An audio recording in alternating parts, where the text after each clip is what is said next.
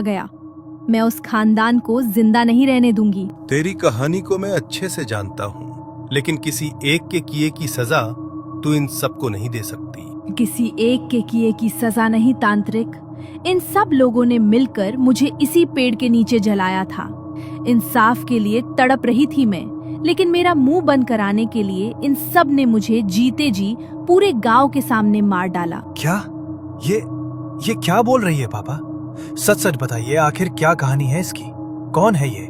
क्या हुआ था इसके साथ और क्यों मार डाला इसे? चुप क्यों हो आप सब? क्या हुआ था इसके साथ? किस बात का इंसाफ चाहती है ये? तुझे क्या बताएंगे?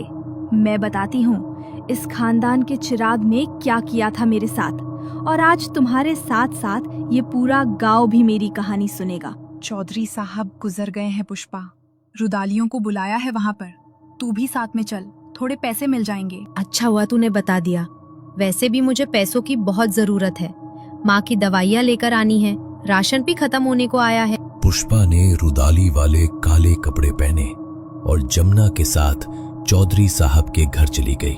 रुदाली तो दूसरों के दुखों को बांटती है। किसी की मैयत पर जाकर रोने से उन्हें थोड़े बहुत पैसे मिल जाते हैं और उन पैसों से ही उनका घर चलता है। पुष्पा के जन्म के कुछ समय बाद ही उसके पिताजी एक गंभीर बीमारी की वजह से चल बसे थे। उसकी माँ भी रुदाली का ही काम किया करती थी। वो बेचारी इतने पैसे ही कमा पाती थी कि अपनी बेटी को 2 वक्त की रूखी सूखी रोटी खिला सके। इसलिए वो उसे पढ़ा नहीं पाई, और उस समय लड़कियों को ज्यादा पढ़ाया लिखा भी नहीं जाता था, तो इस बात पर उन्होंने ज्यादा ध्यान भी नहीं दिया।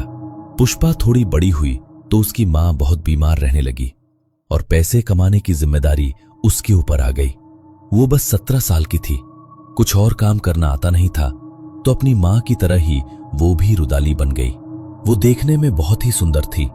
बिन बाप की बेटी पर लोगों की बुरी नजर सबसे पहले पड़ती है। चौधरी की मैयत पर मुखिया और उसके बेटे भी आए थे। उसके सबसे छोटे बेटे गोविंद की नजर पुष्पा पर पड़ गई। उसका गोरा रंग और सुंदर चेहरा देखकर वो जैसे पागल ही हो गया। वो पुष्पा पर नजर रखने लगा, और जब भी पुष्पा घर से बाहर निकलती तो वो किसी न किसी बहाने उससे बात करने की कोशिश करने लगा। बस थोड़े से पैसे ही तो कम है काका, मैं 1-2 दिन में दे दूंगी, मगर मुझे आटा तो दे दो। एक बार कह दिया ना नहीं मिलेगा मतलब नहीं मिलेगा। अरे कैसे बात करते हो तुम? इसके पैसे मैं दे देता हूँ, थोड़ी तो इंसानियत रखो अपने अंदर। नहीं, आप रहने दीजिए, मैं खुद संभाल लूंगी। वैसे भी आप तो मुझे जानते भी नहीं है, तो इस तरह से आपसे मदद लेना ठीक नहीं लगता। अरे अगर हम एक दूसरे को नहीं जानते तो आप जान लेंगे। वैसे भी एक दूसरे को जानने में क्या ही हर्ज है।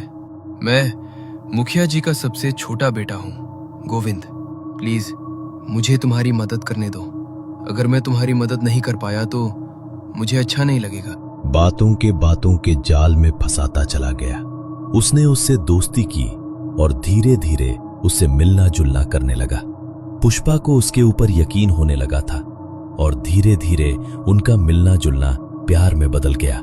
लेकिन कुछ समय बाद देखो, तुमने वादा किया था कि तुम मुझसे शादी करोगे, और अब तुम अपनी बातों से मुकर नहीं सकते। मेरे पेट में तुम्हारा बच्चा है, पूरे गांव में मेरी बदनामी हो जाएगी, मेरी माँ को कोई जीने भी नहीं देगा। अगर इतनी ही चिंता थी अपनी माँ और अपनी इज्जत की, तो ये सब करने से पहले सोचना चाहिए था ना। और तुमने सोचा भी कैसे कि मुखिया का लड़का तुम जैसी गरीब रुदाली से शादी करेगा? लोगों की मैयत पे रोकर तो तुम्हारी 2 वक्त की रोटी का इंतजाम होता है, और चली थी मुखिया के बेटे के साथ शादी के सपने देखने। मैं तेरे घर जाकर तेरे पूरे परिवार को ये सब बता दूंगी, उसके बाद तेरी भी किसी के सामने कोई इज्जत नहीं रहेगी। पुष्पा रोती हुई गोविंद के घर गई और सबके सामने उसने सारी सच्चाई बता दी। लेकिन मुखिया और उसके परिवार को अपनी इज्जत बहुत प्यारी थी, और किसी की वजह से उनकी इज्जत पर दाग लगे ये वो बर्दाश्त नहीं कर सकते थे। अगर ये लड़की जिंदा रही तो बखेड़ा कर देगी, खत्म करना होगा इसे। सबके सामने इल्जाम लगाने होंगे इसके ऊपर, ताकि इसकी मौत के लिए किसी को ना तो कोई शक हो और ना ही अफसोस। मुखिया ने अपने बेटे को बचाने के लिए अपने नौकरों से कहकर पूरे गांव में ये बात फैला दी कि पुष्पा रुदाली होने के साथ साथ तंत्र और काली विद्या के लिए गांव के शमशान में रात को जानवरों की बलियां देती है।